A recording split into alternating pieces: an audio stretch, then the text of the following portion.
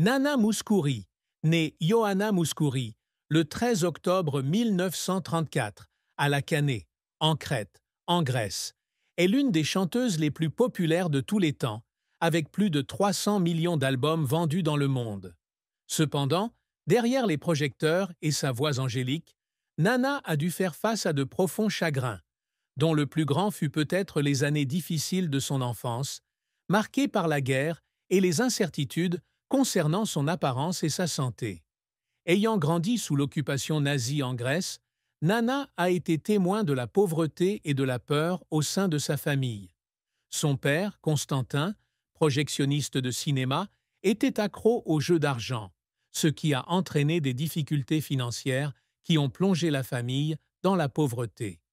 Le souvenir d'avoir dû manger des escargots et des grenouilles pour survivre pendant la guerre a profondément marqué son âme. Qu'est-ce que la guerre? Fut la première question que Nana se souvient avoir posée à son père, et sa réponse simple, quand les gens ne s'aiment pas, est devenue une philosophie qu'elle a portée toute sa vie. Une autre tristesse résidait dans son manque d'assurance quant à son apparence, notamment ses lunettes emblématiques. Nana souffrait d'une myopie sévère depuis son enfance, et ses lunettes noires à monture épaisse étaient devenues son symbole, mais aussi une source de moquerie et de pression.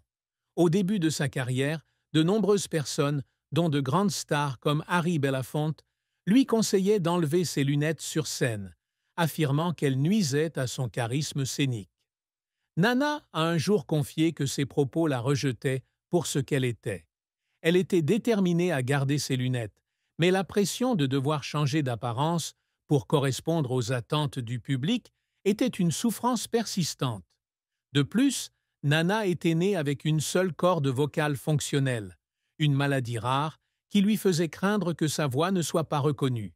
Ces insécurités, combinées aux difficultés de son enfance, ont façonné une Nana Mouskouri sensible, qui cherchait à se faire accepter par la musique.